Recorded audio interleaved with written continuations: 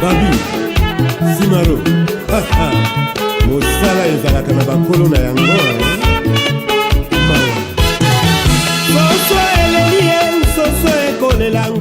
Bonjour à tous, très chers téléspectateurs, et merci d'être des nôtres à travers cette émission Fait Nostalgique. Fait Nostalgique, c'est une émission où ils ont rappelé bon souvenir, topé mauvais souvenir, où nous sommes les Canadiens à bateau étant chrétien et puis étant habitant de la République démocratique du Congo. Alors aujourd'hui, Torolobe la Bongo, sujet très important et surtout les autres à la mingi bana Nzambe. Précisément musique chrétienne proprement dit to benga musique chrétienne. Alors toyambi lelo l'un des piliers de la musique chrétienne en mboka na biso. Baza bato bazala qui vraiment na commencement parmi les premiers musiciens chrétiens en mboka na biso. Alors bima libanda ya mboka utatango molai. Mais nzamba sali grâce lelo tokutani susu na kati ya ville na biso ya Kinshasa ndimaki ko accorder biso interview oyo afin que to partager moi ngonga oyo ensemble na bino. Mais pour na dévoiler l'identité à invité na biso na sengi bolandana nzembo oyo na si kozongisa bino na époque wana malgré ba ezali sélection ba musiciens chrétiens belé beaucoup découvrir yekarata on tozonga na plateau. C'est parti. Sangora Yesu, tokumisa Yesu, topesa lokumu na Yahweh. Mabuto yonso, pikolo yonso, toyemba zana na Yahweh.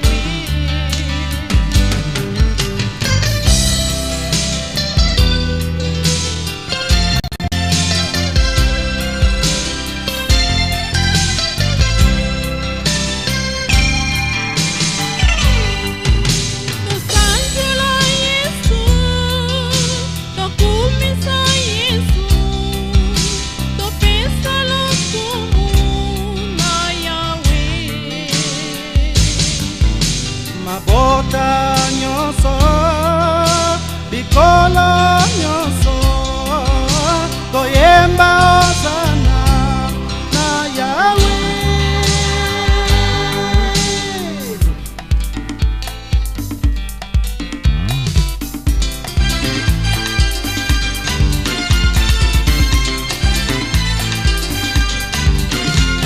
Alléluia, tokumisa Yesu Masia. Hosanna, kemona yawe na sepeli kolo. Alléluia, tokumisa Yesu Masia. Hosanna, kemona yawe na sepeli kolo. Na bolingo na ye, yemela mwana na mpate na likinga. Atika kilonda ayekopesa bomo ya seke. Kemona Yesu mukonzi na bakonzi. Mabolongo nyonso ekumamela Yawe. Ningongo nyonso enganga kembolo kumona Yawe.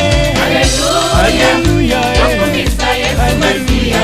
Hosanna, kemona yawe na sepeli kolo. Pepela ni dine bipu budingri la mema mudinga jaye tondi manyane jume buchi moni yo yo yo wanu kuchera ndekela Yesu watapatula mema mulufula satana jana kingala kuhima janu samula yebo wawe. Alléluia, tokumisa Yesu Masia.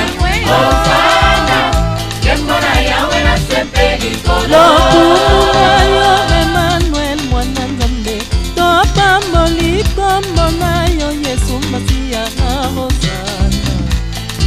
Mama na yo Masia Najango na mpasi minyo kopena ngala Wana bandeko baninga bako kimanga Masia Ngakorenga nanga. Alléluia, tokumisa Yesu Masia. Hosanna, kemona yawe na sepeli kolo.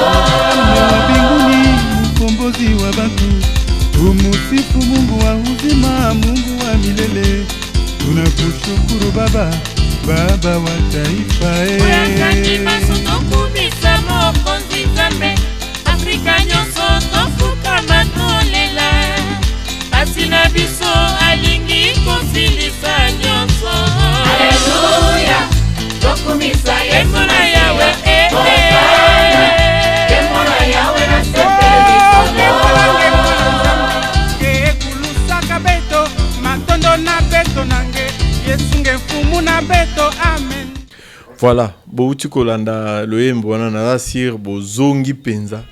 Ba oyo bazalaka na moment wana, biso ba oyo tozalaka na nubana mike, mais ebele ba se retrouver. Mais peut-être bomu tuni mais ba musicien bazani ebele. Au fait to yambi nani oyo azali bongo ndenge na lobaki ba parmi ba piliers à musique chrétienne ya mboka na biso. To ya bimbogo oyo abengami na kombo ya Pepe Kibala autrefois. Ba wanda kobenga couple Kibala. Mais to yambi kaka ye moko papa ndé directement na pesi mbote. Bonjour papa. Oui, bonjour. Merci Nandengo Ndimi invitation à Bisso.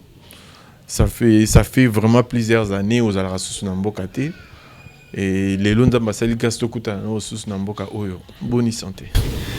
Oui, santé ça bien par la grâce de Dieu, sauf que Mboka Nabino va poussière, Mboka Nabiso. mais ça va. Ça va. On a vu Mboka Nabino dans le sens que nous sommes beaux fans. Oui, Abino aussi au Kenda Nabino. Mais quand Mboka Nabiso parce que les hommes abélés Nabiso. Voilà. Mboka Nabiso Nandongo Zongi, yango esali ke tokuta na lopoto beta sus moi musique, bisolo à musique. Alors, tolni toye ba parcours na yo vraiment. Au banda ki ndengeni parce que je me rappelle na ba moment wana communication ezala vraiment té. Ndenge le loto zana ba téléphone. Ezala ki peut-être musiciens zo beta kaka na église. Et après église ndaku ba concert ezala ki penza té. Mais bo banda ko sala ndengeni au fait obimi précisément wapi parce que obima toujours une église nini et puis o évolue ki ndengeni. OK, ngana za mwana oyo na koli na kati ya église depuis le bas âge. Nazalaki na église presbytérienne, oui. Na Matete, église des Akili Bosso na quartier Ngilima Matete, après comme na quartier le Koro, oui. Entre le Koro Mandina, église des Awanati Lelo, Nazamwana na Utiwana, Nazaki choriste, na Yembaki, Bosso na chorale, Tozaobe na chorale des jeunes, après na Komiko Yemba na chorale Bombeko. Et na Yembi, pendant que Nazako Yemba wana, il y avait aussi de mouvement, il y a musique dans ma tête. Et les gens surtout tous les chrétiens ou tous les rotés. Les gens tous les chrétiens, il y a église, il y a l'image. Et ça église c'est Beko ou bien les presbytériens. Ah presbytérien, OK. Alors, quand il y a une église par moment, tous les gens qui ont bande. Oui. Tous les gens qui ont bar. Ah bon. Moi quand ma tête moi orchestre qui est belé. Tous qui moi privilège à couiller dans l'orchestre en Matete et puis on participait aussi dans le groupe Moussoussou, dans les bandes à Matete. Donc c'était un peu ça. Bon, à un moment, on s'est dit non, quand même il faut tous à la juste, oui. Servir une zambie dans l'aventure, tout servir avec tout le sérieux. Oui. Tant que tu es Koyambaye sous, tu tiki l'autre musique, tu commis focaliser. Quand la musique est en Zambé, alors tu vas dire que ça, la musique est en Zambé, tu vas dire que travailler dans Sango Moko, Sango Wana Kongo na Ezaki, Père Alphonse Miller, tu vas travailler dans Matete, il y a une église Saint-Alphonse, donc tu sais que moi, Fusion Moko, biso l'église n'est pas dans biso, tu vas dire que chanter la malam, bango balai na instrumentiste ya malam.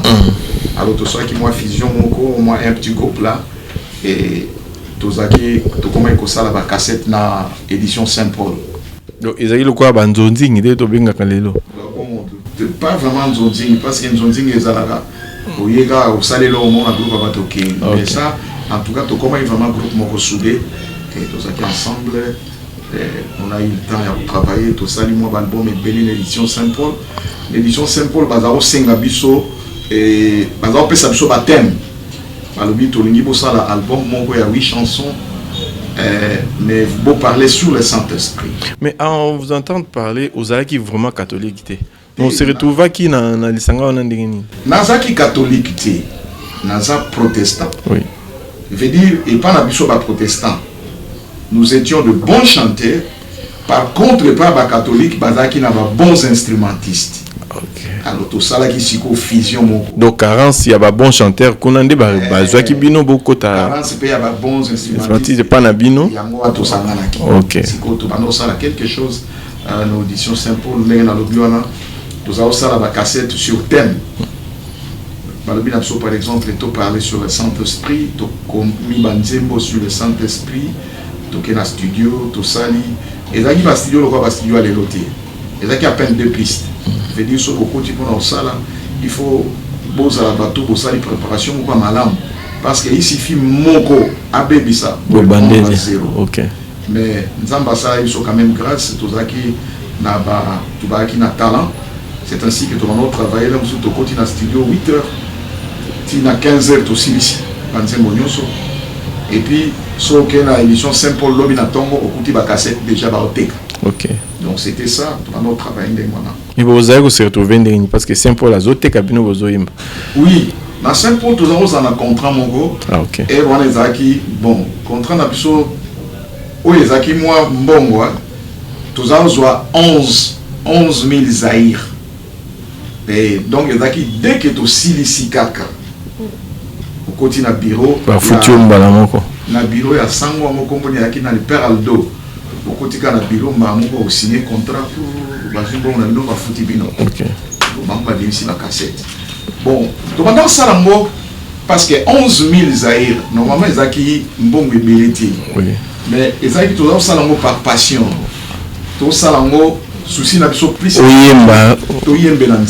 oui. Et tout est amateur au travers la chanson, oui. C'était ça notre souci. Et là qui est l'autre et arrive qu'il y a un moment où musique autobenga communément musique à Mokili. Oui. Et puis là qui monte au niveau moko et au Sakanate, il y avait 2 orchestres à la gêne. Dans la ville de Kinshasa, il y avait l'orchestre Zaïko Langalanga et puis il y avait l'orchestre Touzaïna. Oui, oui. Les Rono Botama déjà. L'orchestre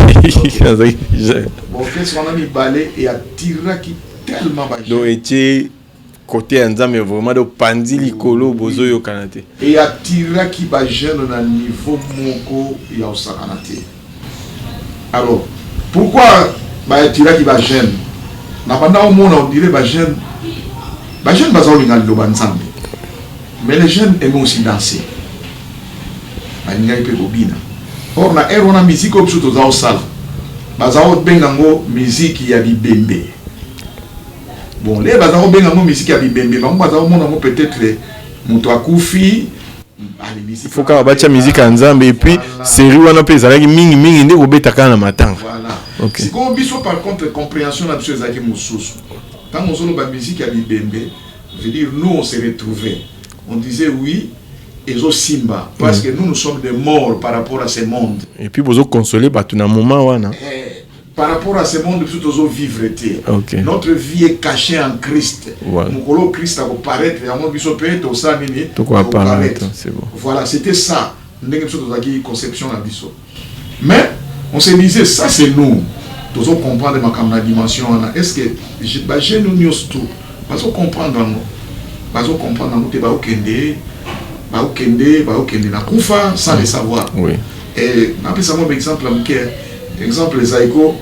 Abeti cri na ye abimisi cri bazo ba si lauka donc si lauka nyolo ba na swali boma. Alors tu vois aussi des jeunes bazo beta cri na si lauka bandimi ba koma di boma kwa nde bazo senga o swali boma yo moko Zaïko bazo ba par exemple osoki tsusui ko kele matebo bale mokini soki donc nyolo ba tout simplement soso alelia donc tongwetani et puis ba démon à se manifester balamuki. Donc bino vous êtes content. Vraiment obimi c'est le mot très important parce que cri wana ilika kandengwana signification nango nga vraiment proprement dit na yoki ngolelo parce que eza ngona ki kongo mais et bien bah s'intéressera peut-être dans peu ça va signification en até. Oui. Eza ki ba bilo moko eza ki un peu on voyait comment est-ce que jeunesse les autres a détruite. Mais mutoa lo bazati. Lobino besoin qui mission wana ya ko conscientiser aussi ba jeune ba ça la peine à travers le yembo. En ce moment-là nga personnellement nazwa ki likanisimoko. Likanisi nazwa ki na lobaki non. Pourquoi pas biso to ça l'orchestre. To ça l'orchestre moko. To beta musique. Oyo Zaïko na ba beta parce que c'est notre culture. Oui. Biso plutôt beta même musique wana. mais bozo kumisa nzambe. Kumisa nzambe. OK. To beta même genre c'est non bango ba obeta. Ba jeune sko ba ya ba bine la nzambe. On ba bine na mokili. Alors là j'avais appelé un frère les lois à souffert comme apôtre à un ministère munene en Allemagne et apôtre Martin Dongala na bengaye na lobinaye est-ce que moi ezali tout ça là quelque chose nous avons pensé tout ça là groupe moko instrumental il y a bien donc orchestre pendant les allez fandi to beta musique malam alors il est pas qui d'accord nanga il y a Zaki na CPK Lemba, donc église presbytérienne Lemba. Oui. Azaki dirigeant à chorale Gloria et pas puis ba Frank Moulaja, ba Moulaja. Voilà. Alors, to sangana kinaye, to benga ibande ko mususu ba yaki ko se joindre na biso il y avait le frère Guy Ndongala, dont le petit frère de l'apôtre Ndongala, il y avait le frère Goli Mengo à Paris, il y avait la sœur Rita Lusambulu azaka na Kinshasa awa bande ko Alfred Moke ba René Loko ba ki ko rejoindre biso et tozaki mo embele quoi bosali orchestre wana mais na ningisi ko to kinde na moi lo mbango mamuke ngina yeba rencontre entre bino na ba papa Mombaya pour boya ko sala équipe ya monene wana et boya ko sala vraiment na ko lo ba ke Léopard ya ba musicien chrétien wana pour beaucoup mana ezaki asifi oui si je me souviens asifi était AMCC voilà l'association de musiciens chrétiens du Congo. OK pour boya ko kota na nini wana bo sala album bo sala ka wana. OK na ningina continuer mon cœur. OK merci. Alors pourquoi na continuer parce que ezane lo mo e bima wana c'est quoi to sali groupe wana groupe na biso tozaki na kati ya groupe tozaki na ba branche tozana branche parole tozana branche prière tozana branche évangélisation et puis objectif na biso ezalaki surtout sali concert monto beti quelque part nous attirons les jeunes baye to bengi pasteur moko atei bayambi Christo to kaboli bango to orienter bango na l'église c'était ça. Alors tout ça là le premier concert na biso ezaki na 86 to betara na salle ya Saint-Augustin à Lemba. OK. Concert na biso à liboso et ça qui scandale. Et ça qui scandale pourquoi? Parce que Batou Bayaki c'est pour la première fois bamon a un orchestre chrétien et au beta concert et puis Batou ba obina. Bazo bina. Donc dit jamais vu. Voilà. Ceux qui te donnent, ceux qui comprennent mieux, vous avez parmi bateau mima qui concerne la musique religieuse. Tous ceux qui parmi tes, tous ceux qui bateau à liboso. Parce que avant biso mutasa qui a monté. OK. Tout ça li ango to beti et batou baloba mingi babi orchestre ya ki na seben na musique chrétienne ba ko c'est la Vox Dei makambo. Et là qui Vox Dei ti. OK. Là on a biso sali concert na biso à liboso na katia concert na biso, il y avait aussi la présence de Tambwetich. OK. Là on a Vox Dei ba bandi ba répétition. Hein? Oui. Ba bandi siko ba komi ko recruter ba musicien ba banda répétition ba sa orchestre Vox Dei. OK. On a biso déjà to beta concert. Combo orchestre zaki mini oya bino. Orchestre Réveil International. OK. To pesa ngo combo Réveil International to yeba ite que orchestre ngo ba tout presque nyoso ba ala na kati ba bima libanda. Les on attend mo wa membre da ville azagite. Oui. To pesa ngo combo orchestre Réveil International. Alors to sala ki mo musala ebele jusqu'à ce que tout le monde peut demander comme ce soit pour rejoindre biso ba bandi pe osala ba concert ba bandi ko beta tout ça. Bon na ipami o makambo wana na ngai kana faire ressortir le loko wana que to banda ki makambo ba sebene wana. Donc grâce à l'orchestre wana ndé ba ko découvrir bino boye ko ça là siko to bandi sebene. OK. Allez siko yo question na yo oyo tuni ndenge nini tokutana kina ba Charles Mombaya. Charles Mombaya, on les connaissait parce qu'Azaki un frère, Azaki l'église, il y a CBFC, Azaki choriste, et puis Azaki le plus jeune choriste, na choral moko monene ya ba protestant au bazao benga groupe vocal.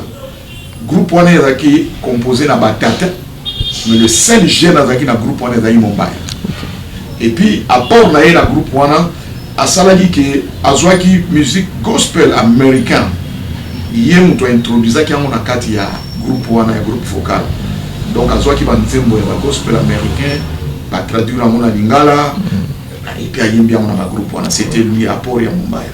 Alors Mombaya zaki ko sala na église du Christ au Congo na Gombe na boulevard non babinga moni royal vers royal voilà alors ça là on a alors na biwa Mumbaya qui na moi studio na ye avec na moi studio na ye yango sala kike presque biso ba musicien chrétien mingi ya tango wana tozala ki kokende kokutana na biro ya Mumbaya tozala kokutana wana le mususu ana na travail na ye wana le mususu pe tokutani mutu aza na travail te toke tobeti na biso kama solo lokwa bazalaki na restaurant moko bien na C et mo tokiti na restaurant et ensemble tous combiner la biso ma solo.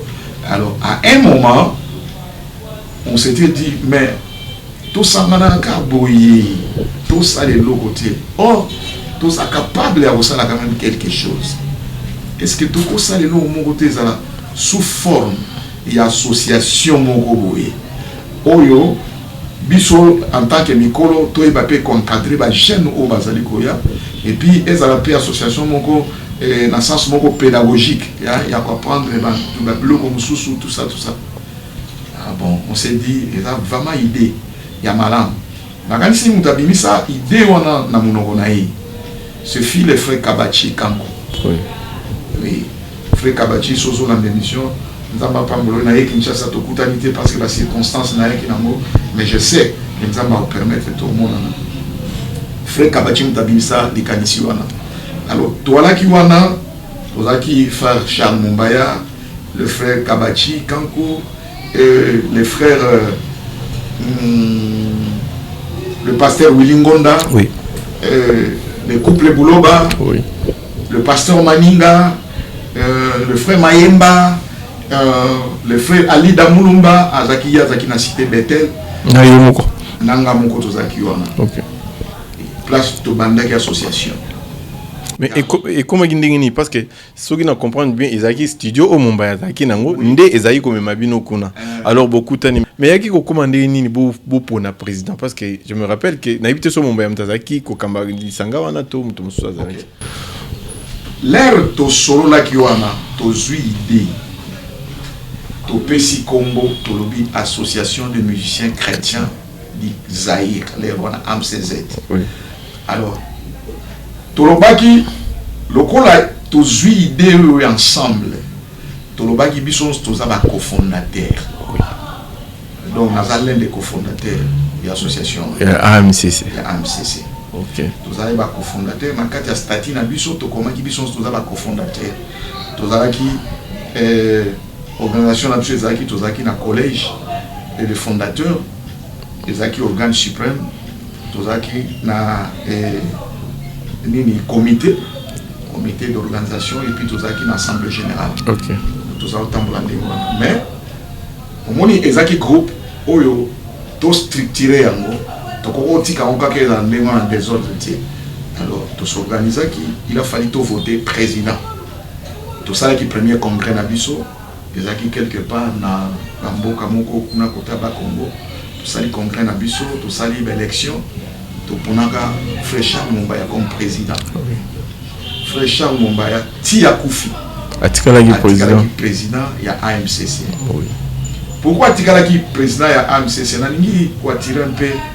attention à Batuné locaux les gens croyaient que Mumbaya est dictateur ou bien nini non nous on se disait tout est président au sala musala sa musala na ye bien bon mandat ngo so ekoki so 3 ans si ko to zui su mutu mususu to tie eloni zo bana biso ke mutu mususu to tie au sala ga ndenge ya au sala ah d'autant plus que atikala ka wana au sala bien laissons les travailler parce que ils ont avantagé pour la groupe bozaki na confiance na ye na isale na ye na apport na ye bomona ke afanda na ye en tout cas c'était un bon frère vraiment un bosseur et puis plein d'idées.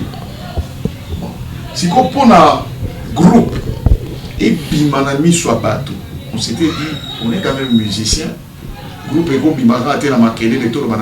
Tout ça les groupes plutôt bimisa groupe. Non, il a fallu support moko. Oui, au salake et annoncer groupe. Il y a tout ça qui nous aime bien kembo na yawe. Ezalaika kanze moko to bosala ki album. Te liboso to sala ka nzembo moko kembo na yawe. Oui. tosali nzembo wana nkembo na yawe tamuso otuna nani azalaki auteur. Oui. Oui, na oloba auteur ya nkembo na yawe ezalaki frère Charles Mumbaya, mais les compositeurs ezalaki presque ba musiciens nyonso ba participaki. OK. Parce que nzembo yaki eyekaka na introduction nango na cœur. Le reste etikali balide muta asala oui. Salalide. Donc presque nyonso azalaki wana azalaki compositeur. OK. C'était ça tosali nkembo na yawe. Mais nalingala mingi kosouligner loko tozalaki na unité moko okondima te yango nde tosali nzembo wana lere ebimi nzembo wana eatiraki attention ya tout le monde. Oui, ça c'est vrai. Moi je dis souvent eatiraki attention bato non pas parce que tozalaki ba bon musicien tosalaki quelque chose ya bien, mais c'était à cause de l'unité au tozalaki na unité wana permetaki Saint-Esprit à œuvrer. Yango nzembo wana ebimaki ndenge wana esotali nzembo wana eza nzembo oyo effrayaki grandement chemin pour la musique chrétienne. C'est vrai. Parce qu'avant ça, il y avait des chansons.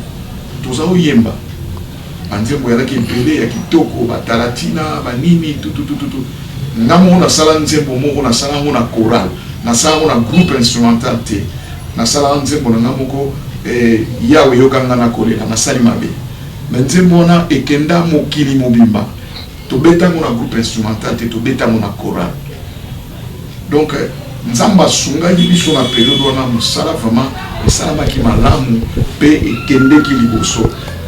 Tuko zoma a capella ya vocal oyo salaki na nzembo wana. Tozoka ngoma ndina oloba. Oui.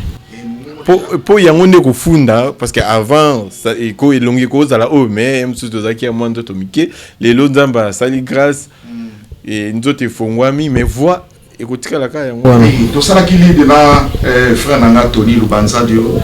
Ezaki li dali boso tokumisa Yesu Masia mpona bolingo na ye. Toyembela mwana na pate na likinda atika kilola ayeko pesa bongo ya seko. C'était lui tout ça qui na kembo derrière. Vraiment bato ba se retrouver makasi na nzembo wana parce que ezaki nzembo oyo ndenge papa kibala utoloba et traça ki penda chemin et fungola ki ouverture na ba musicien chrétien lelo oyo bazwa voix wana parce que ezaki lokola bozalaki na kati ya moi eliningi moko bozalaki obomba mais grâce à unité wana nde yango esalaki nzembo wana ebima pona nga ezaki lokola nzembo ba américain basalaka we are the war ya côté ba américain yango bino bosalaki na nani et je crois que yango de salaki face na ndenge otolo bana boka c'est profane. Oui, nzembo wana ça qui face et sungaki ba nzembo mosusu ba musicien ba koma ekobimisa na période wana ezalaki penza bitumba na musique ya l'autre bord. C'est ça aussi.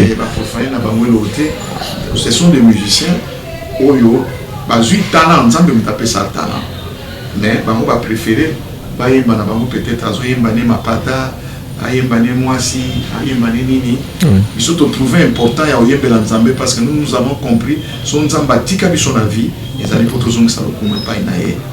Alors nzembo ne sala ki tellement boom que bandeko bavanda na Paris bayebi parce que erwana biso musique chrétienne et to bando yeba température na moi partir à Paris na Château Rouge pour vendre dans salle na ndekuna yango pe lobo na ngina ya sko nzembo wana esalaki etambolaki mokili mobimba etekamaki bino bozalaki belé a bo se retrouvaki est-ce que vous assu bo se retrouvaki quand même na apport opinion sur bo salaki na lisangana ke tango etekami président pas yumbongo apesi mutu na mutu par na ebiselo mongo na lobaki ne bande na lobi toza au la musique par passion objectif na biso ezaki mbongo te yango mbongo pe et kabola ibinote parce que nzembo na leo tobilisia mo otuna question osala nzembo moko kaka ou bien album leo tobilisi nzembo nkembo na yawe nzembo nkembo na yawe ezaki nzembo beta bika mbengo wana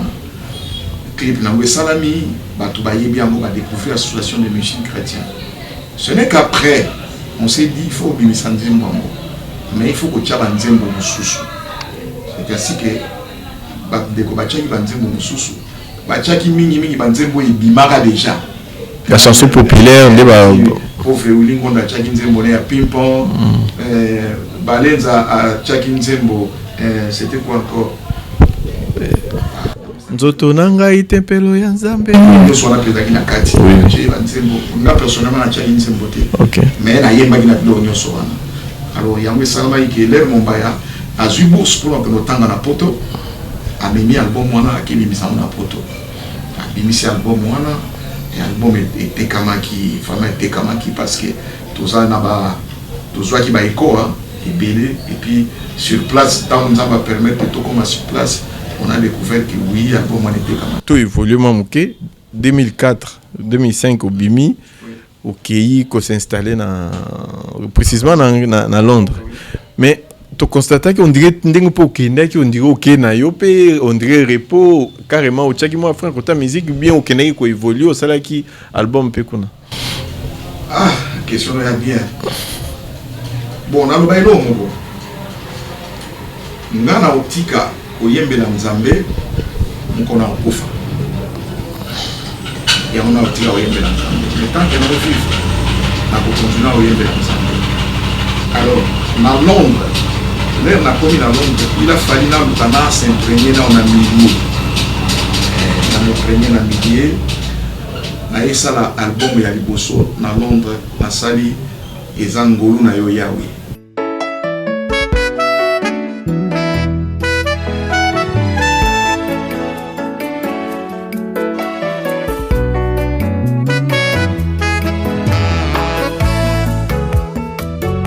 Pusani liboso ya kiti na yo moteme tondi baposa na senga nini Salomo asengaka sebwanya papa obakiselaka ye na oyo asenga te mokili etalisinga bisengo na yango moteme tondi baposa na senga nini nazangi mayele nasenga ninye oyekoki kosepelisa motema na yo molimo mosantu mosungira na ye asosolisi ngai nasenga sengolu na yo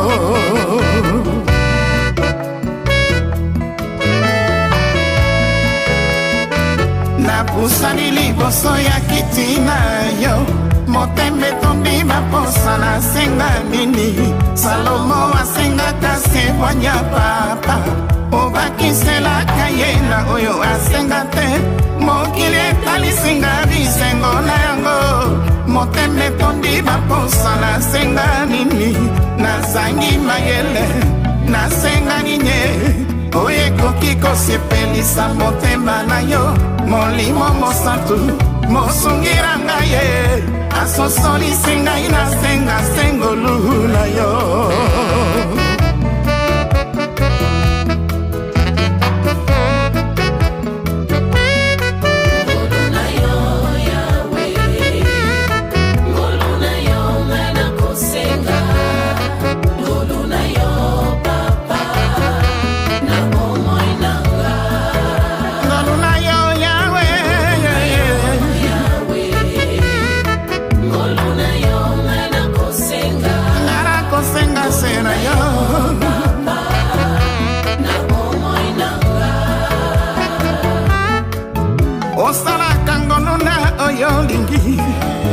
mawana yo na oyo yo kelima wa molamu na yo yango nde faveur na yo ngara kosenga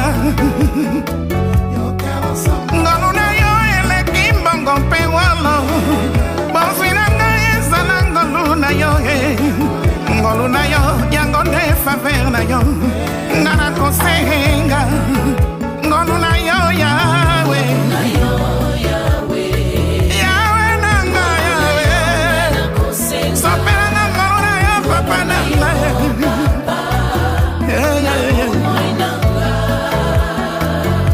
kola sunganga na tingama na ngolo na yohe na umela sekonda presence na yohe ngolo na yo ezinga bomoi nanga wana neno sambo na nga epai na yo ngolo na yo suksa bomoi nyoso na sali album wana après wana na esala nazaki na habitude ya osala ba concert mais nalingai quand même na pesa ba jeune on a kuta ina Londres idée on ngana la na ngopona concert alors na sala qui concert mon à Londres et qui vraiment réussite concert mon bien payé na sepelaga parce que en plein concert na yoga qui ba jeune sous musicien bazo en tout cas les autres su ba leçon parce que ça y souci na nga et nalinga qui na laksa bango tout ça concert objectif et la nini pourquoi tout ça lango comment tout ça lango mais nalinga ité na do bana mona muno nalinga qui en pratique na sali pratique et ça les marqué à part ça to comme une période mongo et comme ils sont CD so bimisi CD était comme un sous-soutien ba tout ba somba sous CD ba tout ba préféré okende ko download na bango na ba site internet na ba shop internet en ligne ba somba alors les on a eu ça la sikolo na sali louange nostalgique idée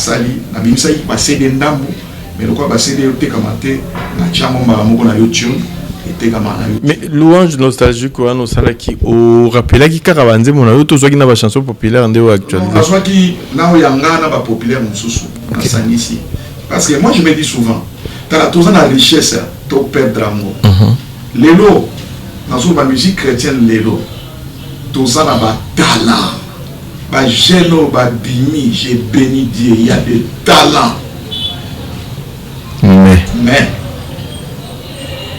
aspect connaissance ya parole ya Nzambe est un problème ya mo ko ba texte na bango baza ba na ki ne belé ya ngo kutna ngina tous nos questions parce que tango utolo ba wana ke ba ndeko ba yaki na concert na yo ba bi ba dui leçon ya ngana tous les leçons ils qui côté texte leçons ils côté spiritualité tout ils message oyo ozali ko transmettre à travers ba ndimi ya Nzambe pour ba bongo la mitima parce que on a pesa très important leçon ya liboso ezalaki objectif ya concert oui parce que to so asoki to lo baneti mi to lo ba OK jazz ezo beta objectif ya la nini réussite d'abord objectif ya la batu baye ba bini ba sepeli ba langwe ba bimi ba ke sikoyo concert un objectif ezalaki batu baye ba koti oyo nano ayamba Yesu na vie na été a obimate il faut yamba Yesu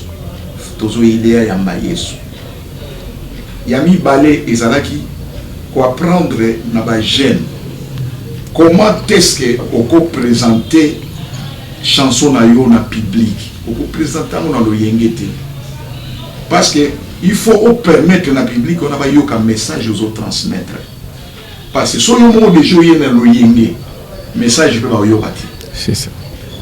Troisième chose, ezalaki ko apprendre ba jeune wana dire à concert, un concert normal et cause en a combien de temps?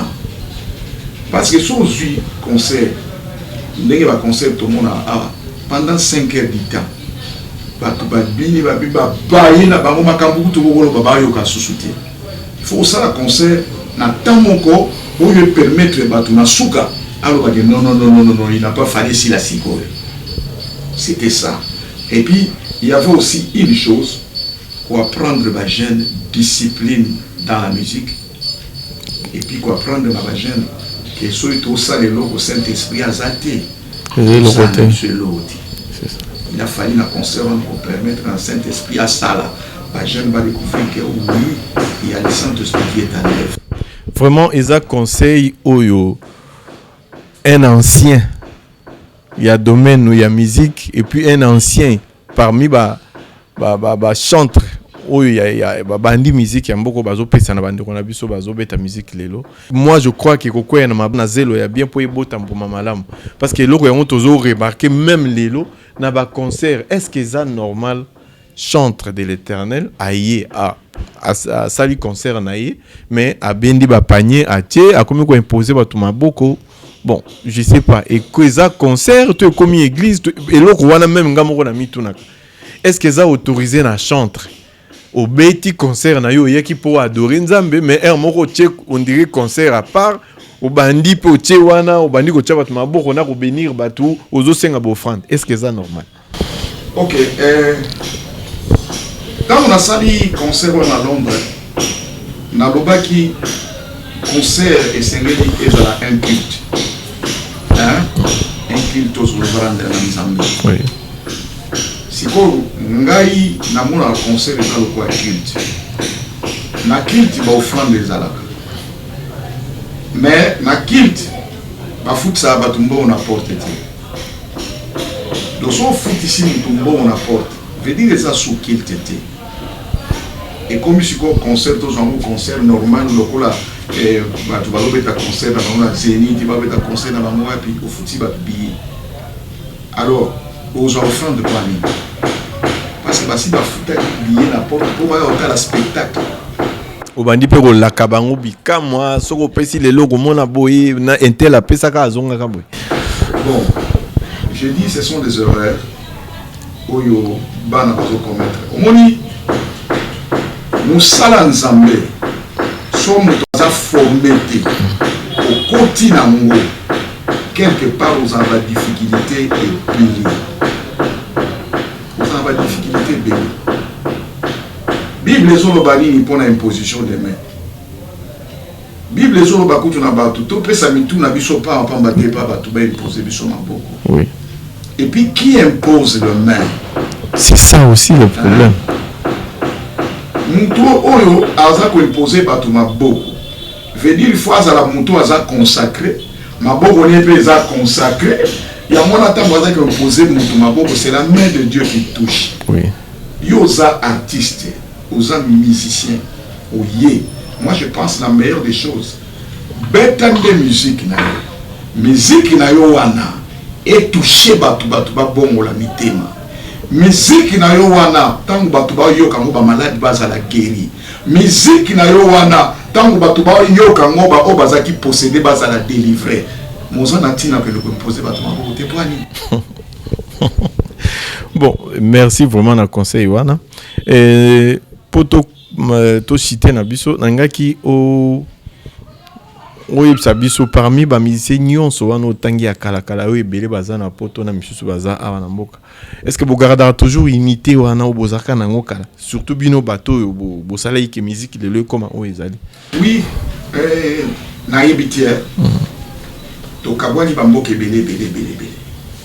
Menga du moins je fais un effort pour regarder unité. Na hôtel koloba awa frère Kabacha aza malade. Oui. Nakandisi n'arrivaki kosali sa cotisation à Londres, na bande kwa Londres pour tout soutenir frère Kabachi. Nani Tambwetich akufaki na Bruxelles. Na renisaki bande kono sur Londres, to sali cotisation pour tout kundande onabiso. Nazaka en contact permanent na pasteur Mente. Oui. Awale na yawa déjà pasteur Mouchaba qui est le vice-président de la MCC. Azali na Lubumbashi a sali fort a yepa yo waki naza. Asaya utalanga. Vraiment.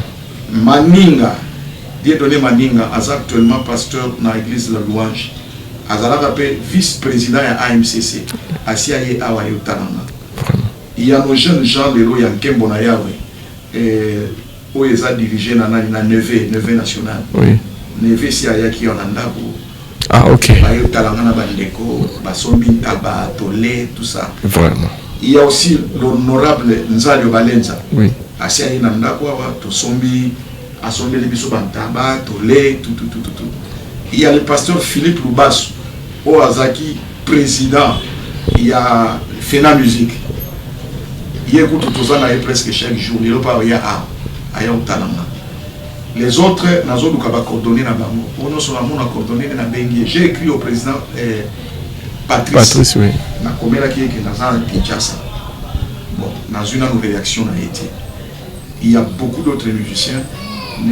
Jeune frère, j'ai appelé Franck Moulaja parce que Franck n'a pas béni même jeune frère, c'est mon fils, madame fils. Parce que j'ai connu Franck à Oyembati, à la Obetambunda, na Kora, na Lemba, tous à Obenge Petit Zoro. Et na sepela mingi, son attani comme Franck parce qu'il disait, ngana bando yemba lokola papa Pepe Kibana. Vraiment. Amanda Olobam. Peko Kisami. Peko Kisami.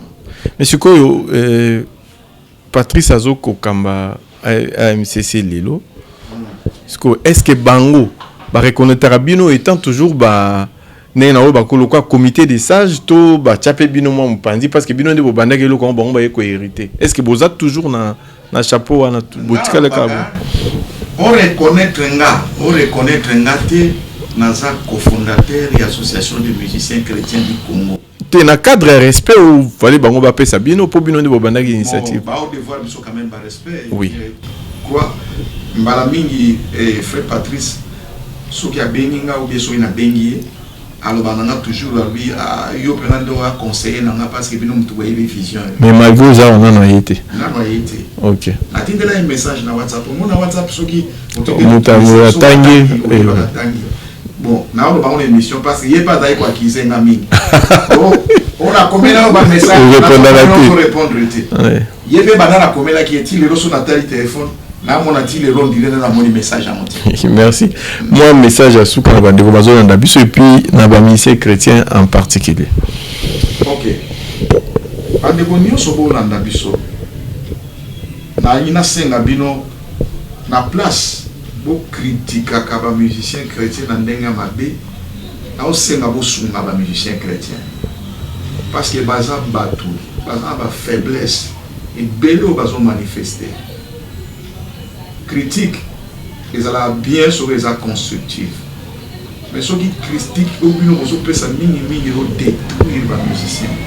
Bosunga bango, baba na biso, baleki na biso, bandeko na biso, bosunga bango. Na bino ba musicien chrétien, na ina lo ba bino boye.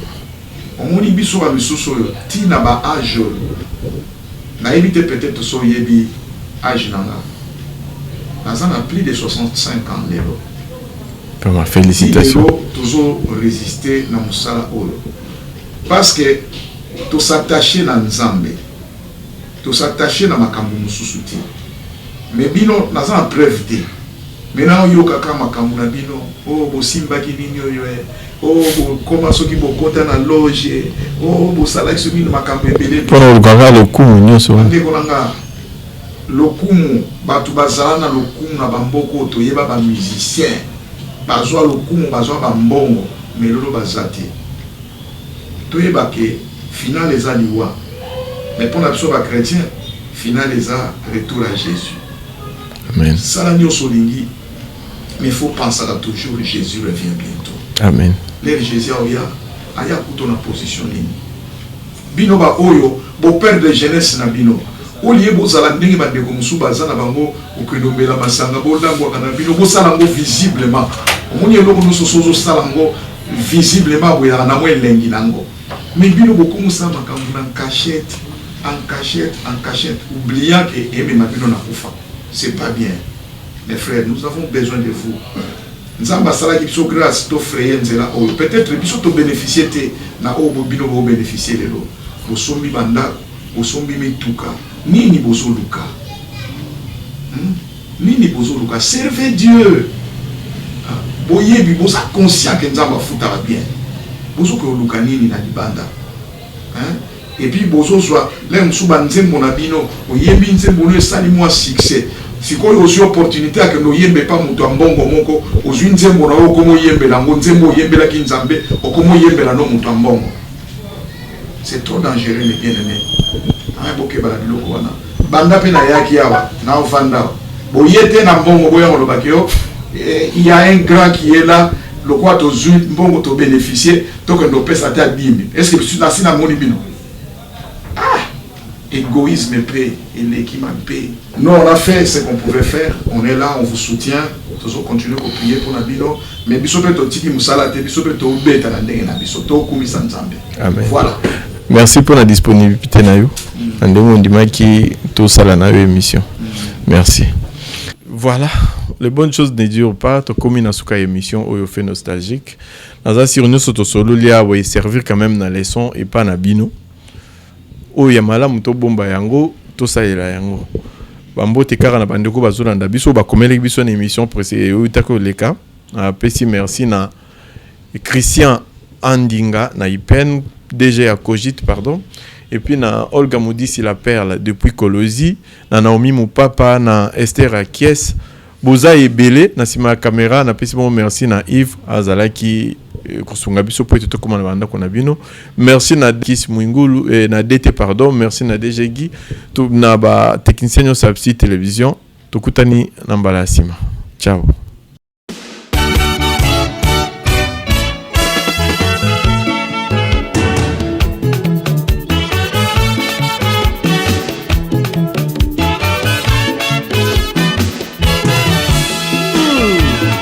Babi, Simaro, mosala ezalaka na bakolo na yango.